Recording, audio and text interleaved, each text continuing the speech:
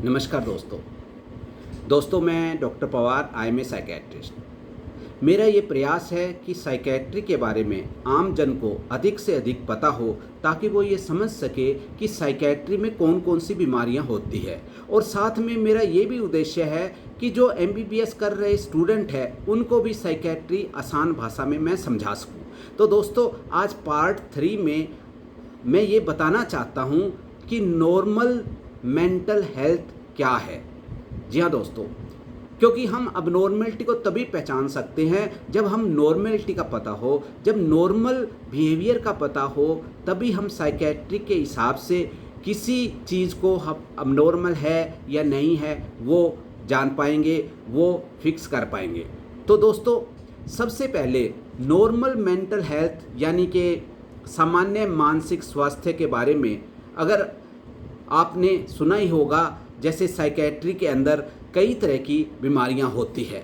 तो साइकेट्री में जो नॉर्मल की डेफिनेशन है यानी नॉर्मल मेंटल हेल्थ किसे कहते हैं, इसके 5 पॉइंट्स दिए हुए हैं। सबसे पहला जो पॉइंट है वो है सेल्फ एक्सेप्टेंस। जी हाँ दोस्तों, एक स्वस्थ व्यक्ति अपनी खूबियों को और कमियों को दोनों को स्वीकार करता है।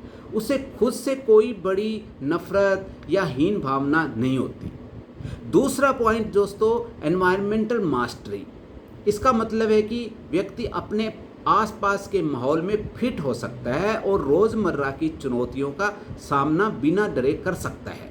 और तीसरी पॉइंट है दोस्तों कि पॉजिटिव रिलेशनशिप, यानी कि वह दूसरों के साथ प्यार भरे और भरोसेमंद रिश्ते बनाने और उन्हें निभाने की क्षमता रखता है। और दोस्तों चौथा जो पॉइंट है वो है रेजिलियंस, यानी कि लचीलापन।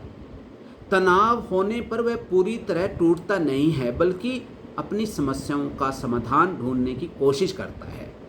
रियलिटी टेस्टिंग 5वां पॉइंट है। उसका मतलब ये है कि उसे वास्तविकता और कल्पना के बीच का अंतर पता होता है।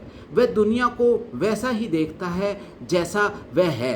तो दोस्तों इस तरह से नॉर्मल मेंटल हेल्थ की ये साइकेट्री के हिसाब से परिभाषा हुई। और संक्षेप में मैं कहना चाहूँगा कि मानसिक स्वास्थ्य सिर्फ बीमारी का न होना नहीं है बल्कि मानसिक और सामाजिक रूप से पूरी तरह कुशल होना है। उम्मीद है दोस्तों आज आपको ये साधारण सा प्रयास मेरा ठीक लगा होगा। अगर ठीक लगा तो इसको लाइक कर लें, सब्सक्राइब कर लें, क्योंकि मैं पूरी की पूरी साइकेट्री में जितनी भी इलनेस है वो उसके ऊपर वीडियो बनाऊंगा और आपको आसान भाषा में समझाऊंगा। थैंक यू दोस्तों।